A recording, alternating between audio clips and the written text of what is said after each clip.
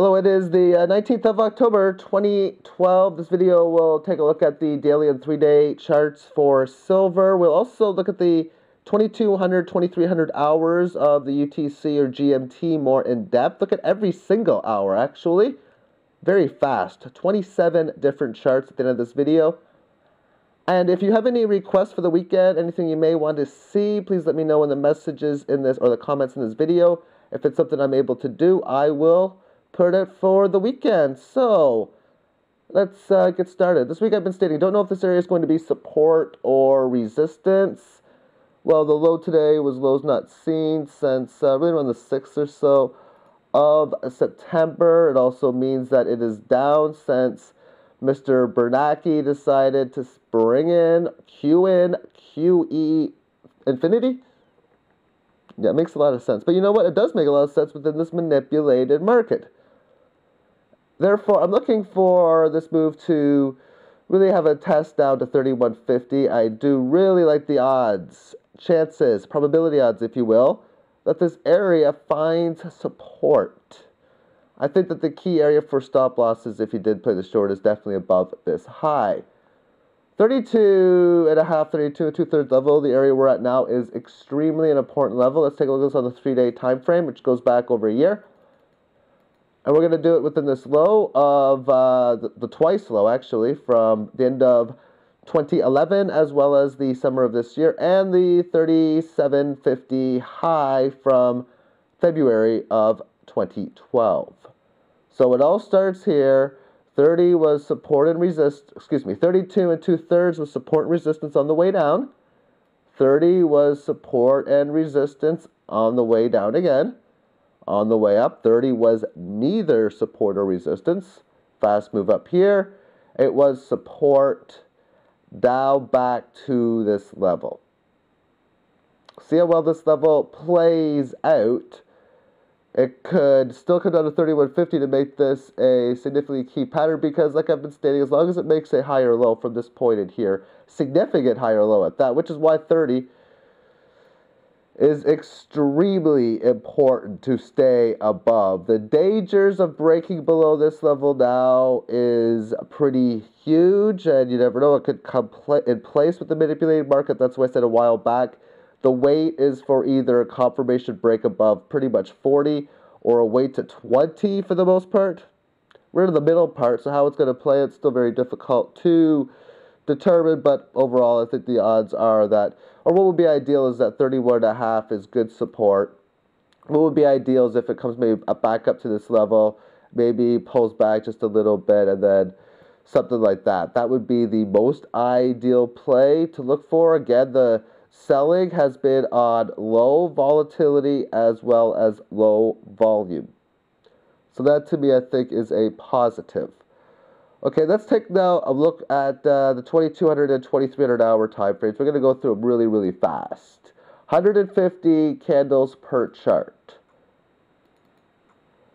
And what I want you to notice about these is that almost every single time what you're going to see is that it will close on the top, open near the bottom and close near the top. That's something to look out for. This is again starting on January the 1st, 2005. And I'm starting it at 100. And even still, this is almost just like taking those 2 hours and just pasting them beside each other, making sure that the open is matched up with the closes. So let's go through the slideshow. So this is the first one, down, of course, this period. Then the next one, up to August the 29th of 05, very much sideways. And again, this is the third straight one, down to sideways. And now up from December 12th, 2005 to March 27th, 06, up. Next one, closing near the highs, opening near the lows. You'll notice that pattern very much so. Again, into October 23rd, 2006. Again, up to February 5th, 07, and again, up to May 23rd, and again, decent size move down, but hey, it just makes it back up again. And there's a few of these candles, actually, but so it's not uncommon to have just single hours. Let's look at the level of this going from like 126 and 2/3 down to 122 and 2/3. So you lose 4. That's about around 4%, 3.5, 3 3/4. Decent size hourly move. Again, you open low, you close here. It's going to be the case. Now, we're now in 2008. 2008 again. Now, here's the next key thing, though. See, we're about to, the next chart's going to bring us to the crash. Yes, because the crash was October of 2008. Okay, well, maybe it didn't crash on this time frame back then because it didn't. So now let's go into 2009. Same story. Same story. September 14th, 09. Same story. December 28th, same story. Same story. Same story on July 26th, 2010. As we're ending 2010, going into 2011, same story. Same story. Now the next one will take us into the April top. Oh, there it is. See, when this all started back on the, I think it was the first day of May.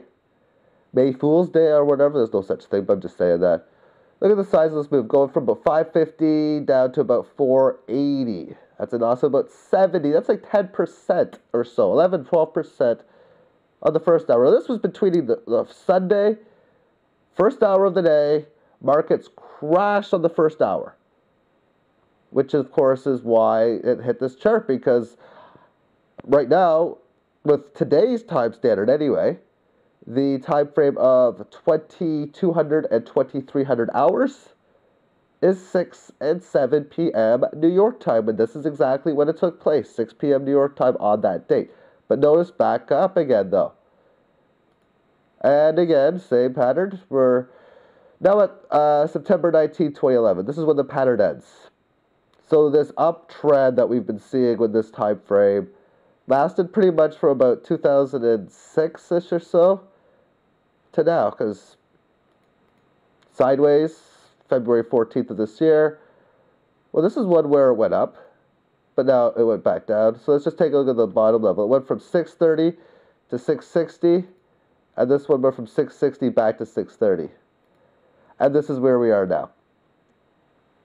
So I would like to thank you for tuning in, and have yourself a great day. Bye-bye.